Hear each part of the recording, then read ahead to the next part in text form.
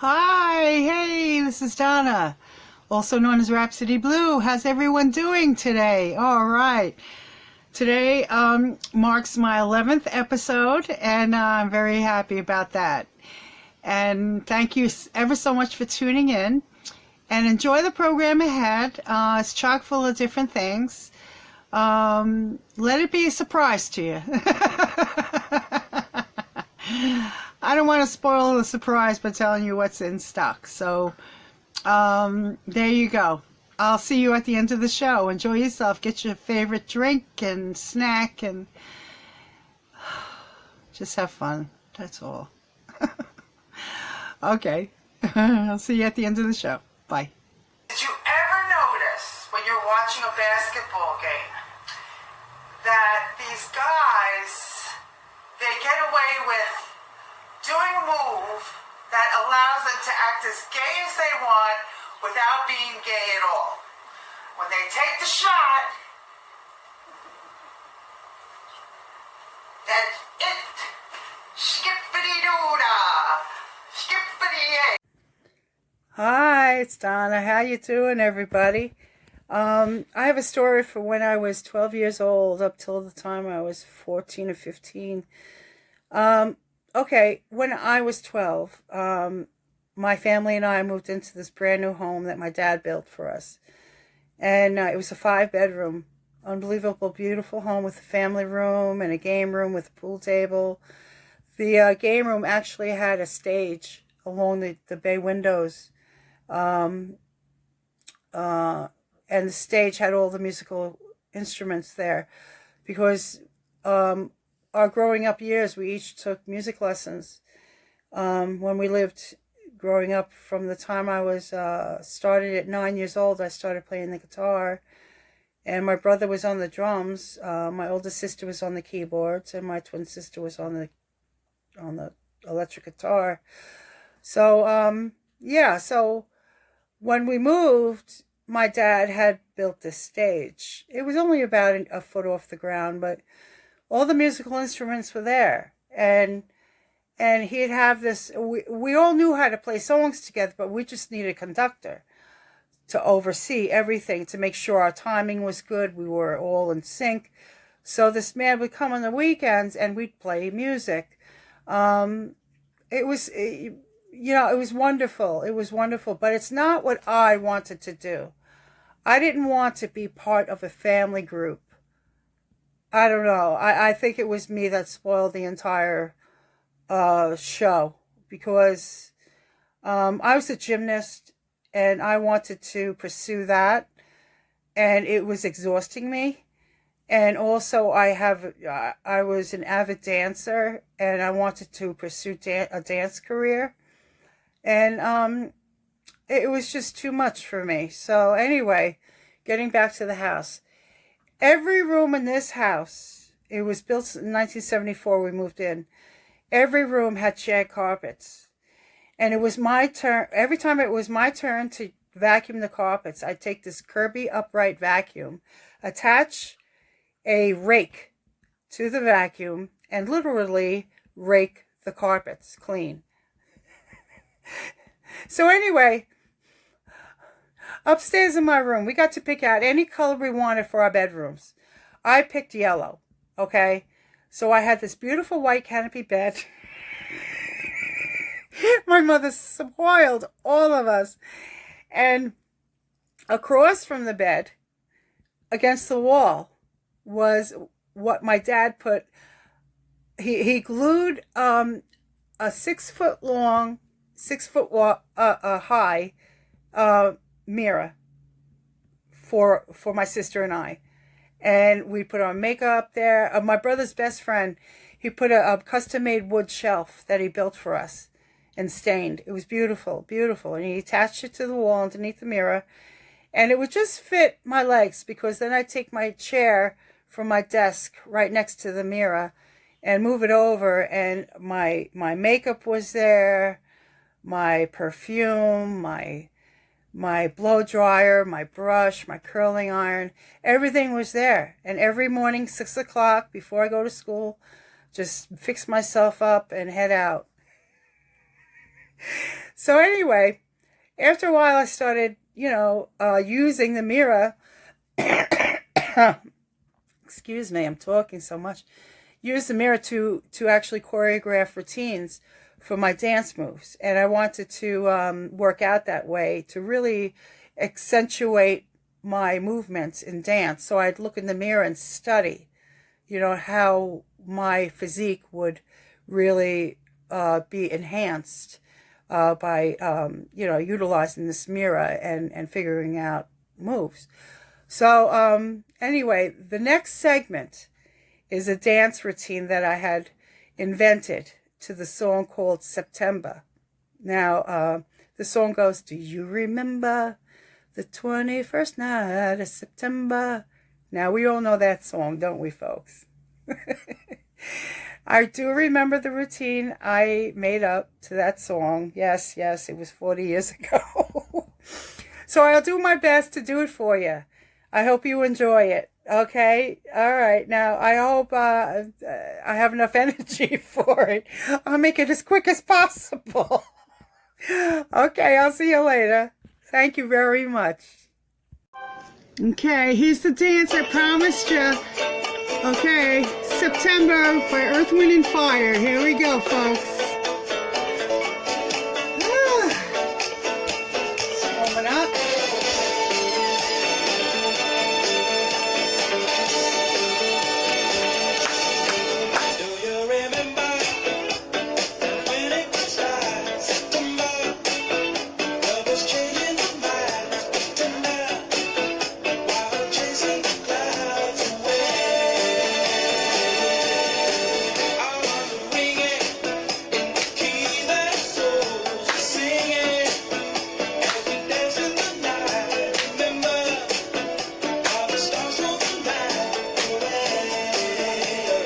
Here we go.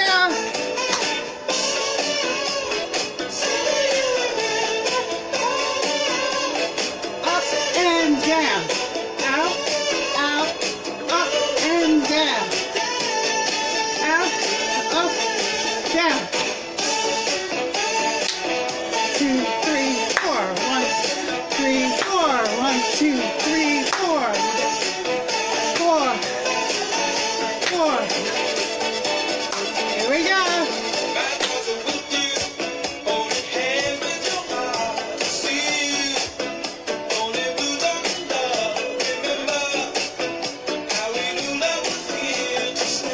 New love was here to stay, folks.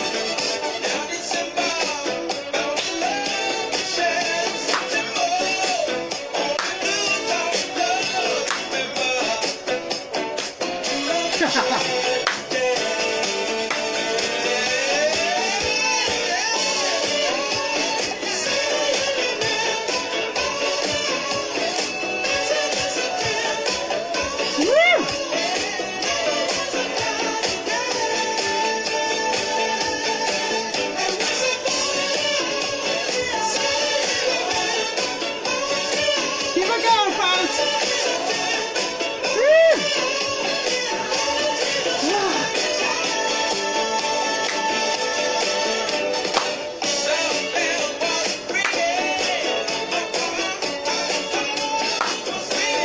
3, 4. 1, 2, 3, 4.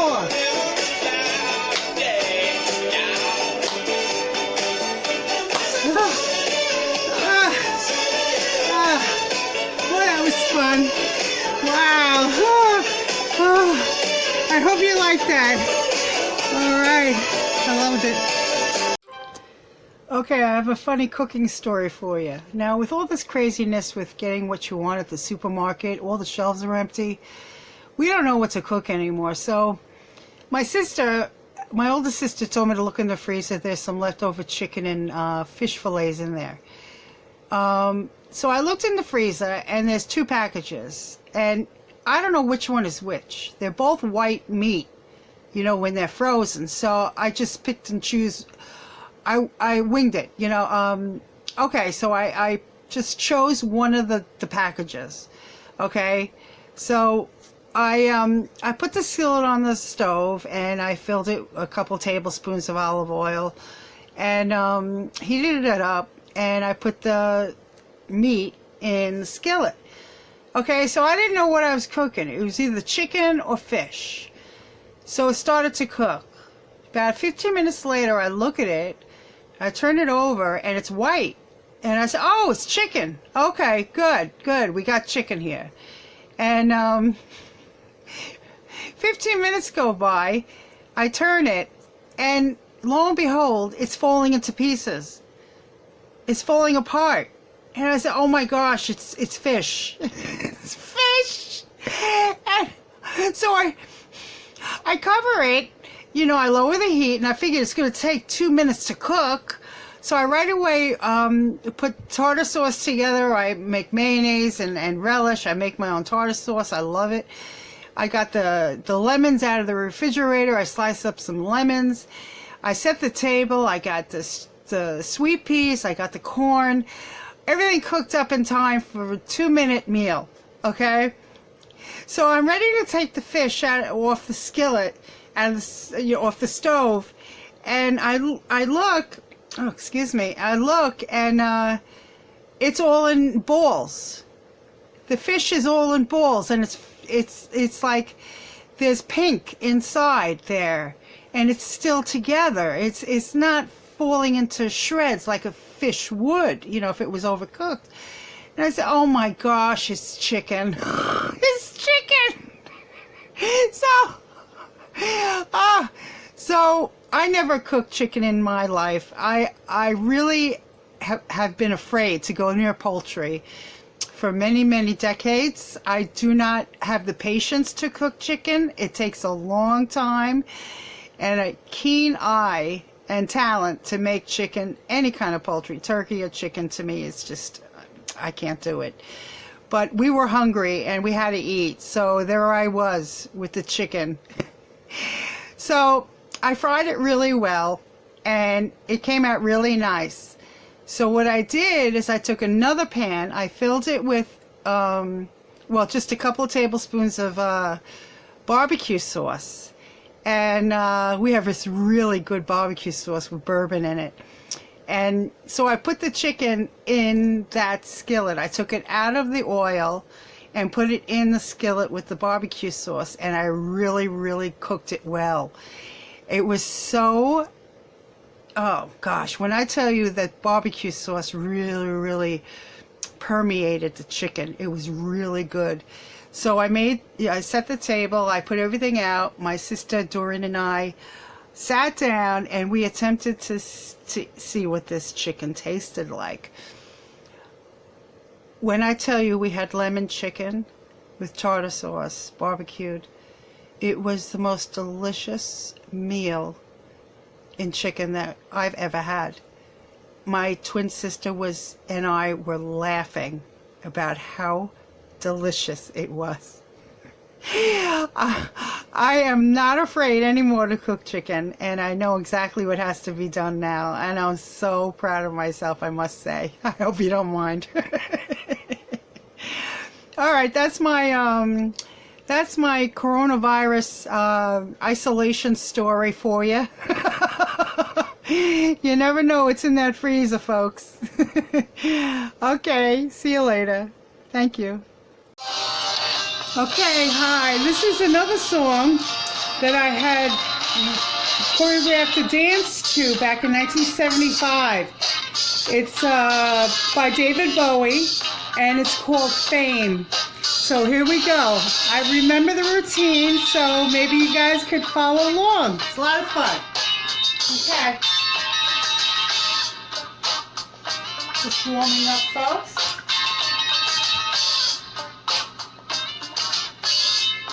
Okay, ready? I'll do the best I can.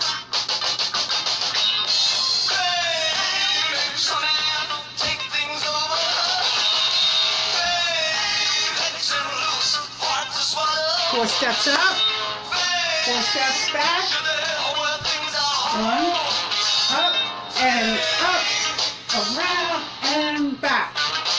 4 steps up, 4 steps back, 1, 2, 1, up, 2, 3, 1, 2, 3, 4, 2, 3.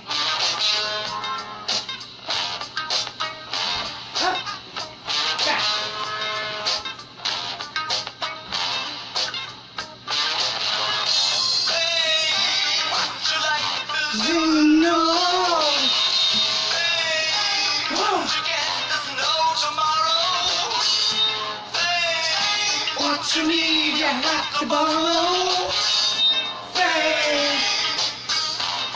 Oh. 3, 4, up, up. 2, 3, 4, back, 2, 3, 4, up, 2, up, 2, woo.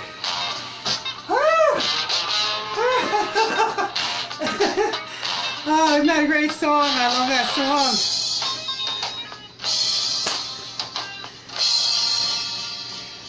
Oh, I love it, man.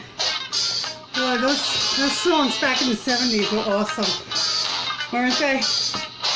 Okay, thank you. Hope you liked it. Hi, happy Easter, everybody. Oh, well, what are we going to do, huh? My sister said something, my twin sister, as you know, says brilliant things, and she came out with this unbelievably surprise again, once again. Never doubt her. All right, so she said today, she says, she thinks since President Trump has been always the king of hospitality because of his hotels, his casinos, etc., people around the world know him, you know, as this host, this fantastic host, you know. She says that the stimulus check that he is handing out to people is his way of putting a little mint on your pillow. Gee, thanks for the mint. I, on the other hand, okay, now this is it. Okay, now I've been a student of Russian studies in college. I studied the language, the culture, the history, Imperial Russia, literature, and whatnot. I even went to intensive Russian studies in Vermont at the Russian school when I was 22 years old. Yeah, so more or less, this is what I can hand over to you guys to maybe think about.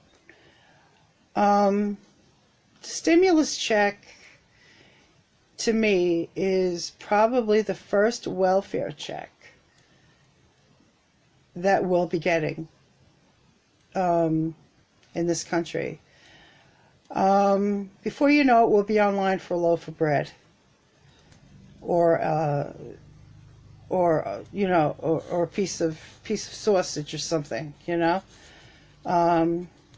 I just hope that President Trump isn't being used like a puppet by the Democrats to get their way to turn this country into a socialist country. I'm very, very leery about it. This is what happened in Imperial Russia during the Bolshevik Revolution. That was the chaos that really everybody had to deal with before the country turned into a communist country, Soviet Union. And anyway, what I want to tell you is not to lose hope. And this is why. In Russia, in the 1990s, when the President Reagan was in office and Gorbachev was the president of Russia, the wall came down. Now, it wasn't because of what President Reagan did. He was just the microphone of what happened before him. What happened is that in the 60s, the Beatles came out with that song, All You Need Is Love. And when that song resonated in the Soviet Union, secretly, okay, the Russian people changed their country because of that song. They realized how cold the country was and how they needed to warm it up. They were the ones who were responsible for their destiny. Not you, not me. You could put the blame on the Beatles. Not the blame, the blessing. The blessing on the Beatles for bringing down communist Russia. All because of that song. And I think that's what we got to think about. Love. We got to think about loving one another in ways that you never thought you'd have to prior to now.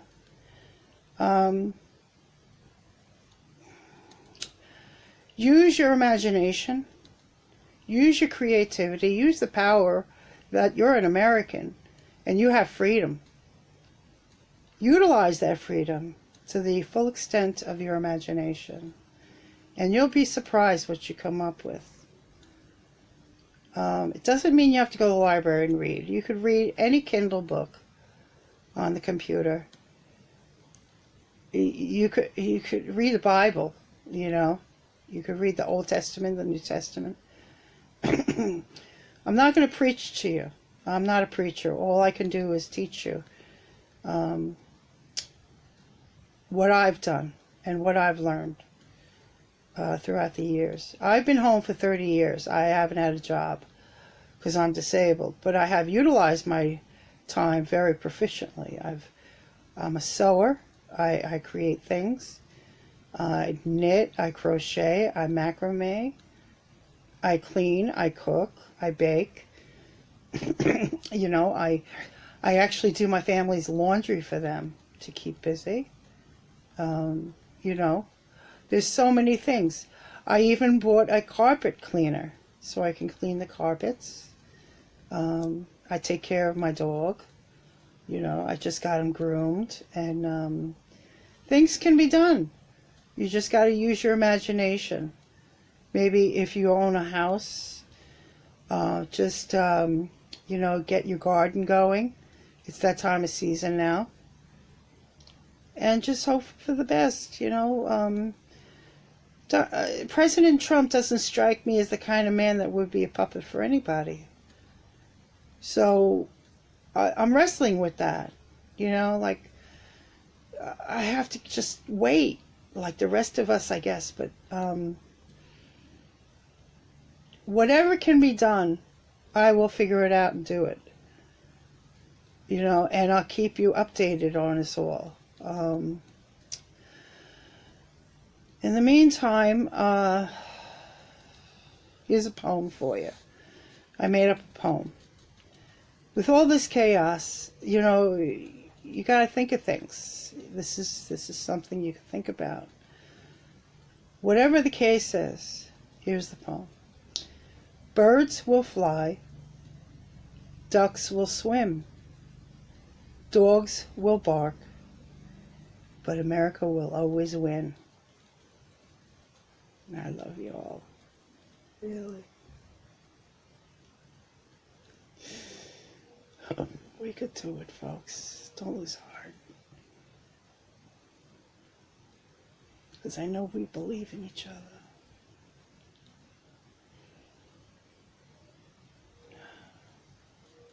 It's okay.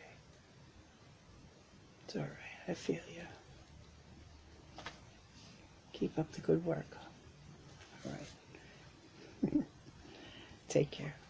I'll check in with you again. Okay, this is the conclusion of my video. I hope you really liked it, and you know, got a little excited to do some dance moves and getting in store for the summer and coming up planting season for the springtime. That's a lot of fun, right? And I want to just tell you something. With all my education, going to colleges, I went to 5 different universities, never got my degree. And something always got in the way, some personal issue or whatever with the family or with myself. And, you know, I was so dedicated to learning Russian studies. You know, I really wanted to be an interpreter. I wanted to work at the United Nations, which I did a few times, but I never actually was an interpreter. I never got that affluent and got trained to actually be an interpreter officially. You have to go to school for it after you get your degree, you know, and it's a really long process. But anyway, so years went by, and by the time I was 39 years old, I sat back and I said, wait a minute. Wait a minute. I always wanted to go on those Coast Guard. What happened to that dream? Oh my God. And I found out that you can't enter the service after the age of 35. I was like, oh my God. It was too late anyway. You know, I should have did it when I was in my 20s, in my early 20s, because I was afflicted with my disability when I was 25. Maybe things would have turned out differently for me, you know? It's a shame. You make decisions in your life and you don't know why. You don't know where your life is going. You have to really, really have a good grounding, you know? So what now? I got more challenges in my life than ever before. You know, with this coronavirus and friends and people and my family and people I know. It's just crazy. So I hope you enjoyed the show, basically. You know, I want you to really just take up your time and laugh. Take it easy. Oh, my God.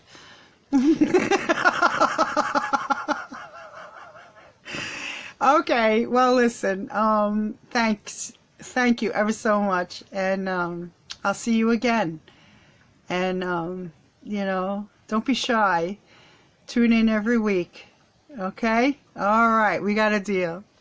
Take care, and this is Donna signing off.